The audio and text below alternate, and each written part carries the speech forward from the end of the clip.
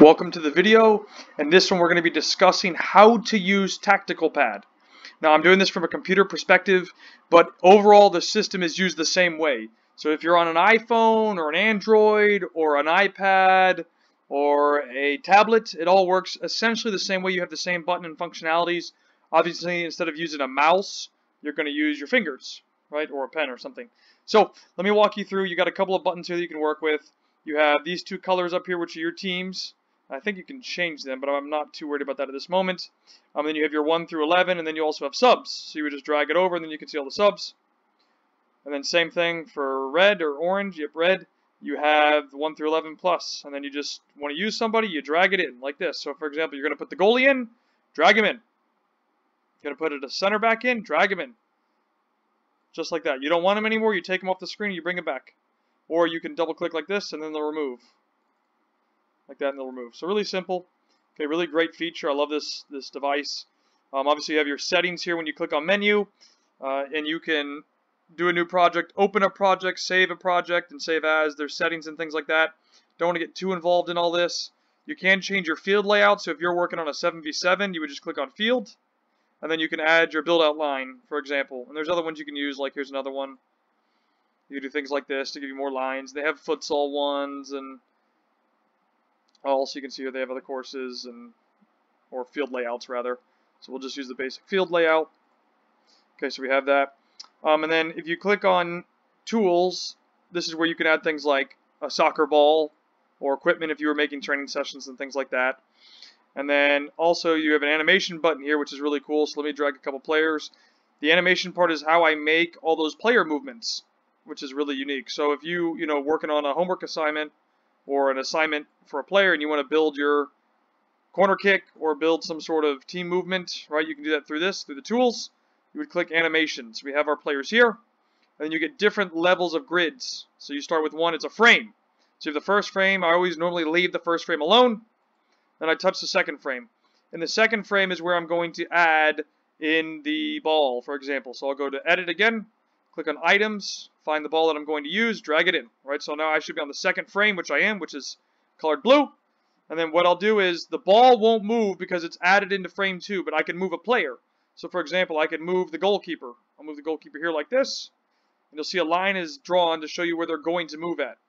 Maybe I move the left back, move the center back like this, and then move the fullback. Right, and so you'll see this. I'll add another frame, and then you can make a pass.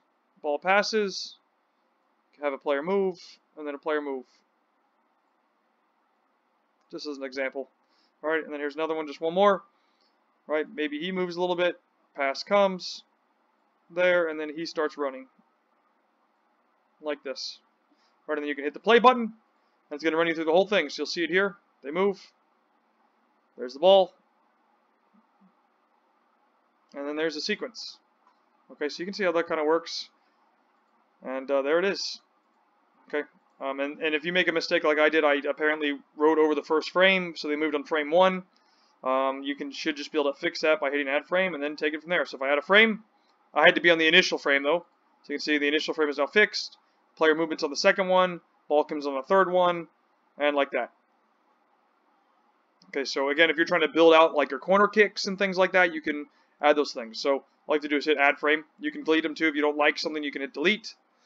And then here are speeds. So on the side is the speed. So you have speed, for example, 1. You can go to 2, 4. So if we watch 4, it's going to go really fast.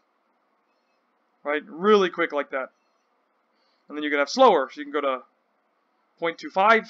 Real slow, right? That's too slow. Some of them I did film in 0.5. So you'll see. Especially 9v9 and 11v11, I did 0.5 to let you really see the movements.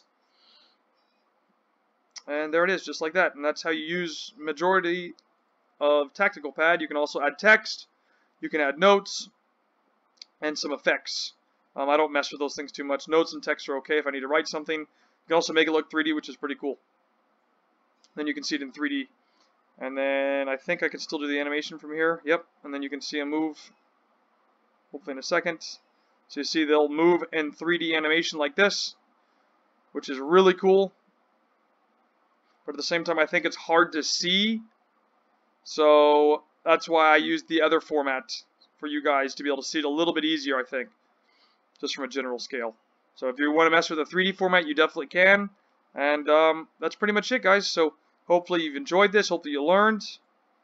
And you need to exit out. And then if you're done, you want to save it, you hit save. Now, if you don't, you can buy a yearly subscription, which I think is $30.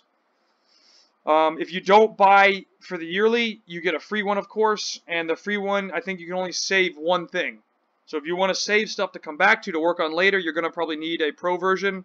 But I do think they offer, on the computer at least, a 30-day free trial. And then that way you can have your subscription set up and then make saves and all that stuff. So like on my thing, I have a ton of saves for different things that I worked on. And yep, so that's pretty much it. Hopefully this helped you learn how to use Tactical Pad. If you didn't understand something or you need to see it again, feel free to go back, rewind, or watch it again. And enjoy using the product, guys. Have a good rest of your day.